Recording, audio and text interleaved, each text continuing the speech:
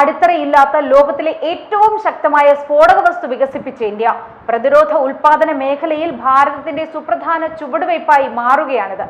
അത്യന്തം മാരകമായ സ്ഫോടക വസ്തു സെബെക്സ് 2-ന്റെ പരീക്ഷണം നാവികസേന വിജയകരമായി പൂർത്തിയാക്കി.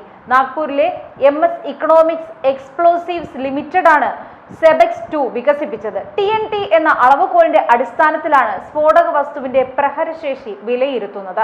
ഇതുപ്രകാരമാണ് സെബെക്സ് 2-ന്റെ പ്രകടനം അളന്നത്. വിപുലമായ പരിശോധനകൾക്ക് ശേഷമാണ് സെബെക്സ് 2 പരീക്ഷിക്കുന്നതിന് നാവികസേന അനുമതി നൽകിയത്. ബോംബുകൾ, പീരങ്കി ഷെല്ലുകൾ എന്നിവയിൽ ഉപയോഗിക്കാൻ തക്ക രീതിയിലാണ് ഇതിന്റെ ഘടന. ഡിഫൻസ് എക്സ്പോർട്ട് പ്രൊമോഷൻ സ്കീമിന് കീഴിലാണ് നാവികസേന സെബെക്സ് 2 വിലയിരുത്തുകയും പരീക്ഷിക്കുകയും സർട്ടിഫൈ ചെയ്യുകയും ചെയ്തത്. TNT-യുടെ 2.3 ഇരട്ടി സ്ഫോടന ശേഷിയുള്ള മറ്റൊരു വേരിയന്റ് വികസിപ്പിക്കാനുള്ള ശ്രമത്തിലാണ് നാഗ്പൂരിലെ എക്സ്പ്ലോസീവ്സ് ലിമിറ്റഡ്. 6 മാസത്തിനകം ഇത് പൂർത്തിയാകുമെന്നാണ് പ്രതീക്ഷ.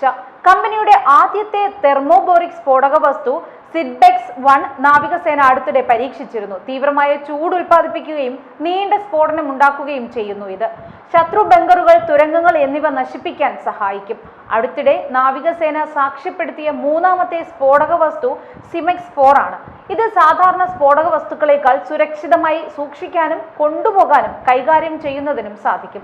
പെട്ടെന്ന് പൊട്ടിത്തെറി ഉണ്ടാകാനുള്ള സാധ്യത വളരെ കുറവായതിനാൽ സുരക്ഷ പ്രധാനമായ സ്ഥലങ്ങളിലും ഇത് ഉപയോഗിച്ച് നിയന്ത്രിത സ്ഫോടനം നടത്താം. പ്രതിരോധ ഉൽപാദന കയറ്റുമതിയിൽ വൻ കുതിച്ചുചാട്ടമാണ് പുതിയ സാമഗ്രികളുടെ വരവോടെ ഇന്ത്യ കൈവരിക്കുക. ലോകരാജ്യങ്ങൾ ഇതിനകം തന്നെ സെബെക്സ് 2 അടക്കം നോട്ടമിട്ട് കഴിഞ്ഞു.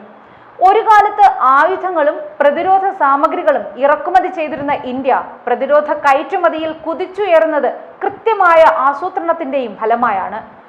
2024-25 പ്രതിരോധ ഉൽപാദന മേഖലയിൽ 1,75,000 കോടി രൂപയുടെ വിറ്റുവരവ് കൈവരിക്കാനാണ് ഇന്ത്യ ലക്ഷ്യമിടുന്നത്.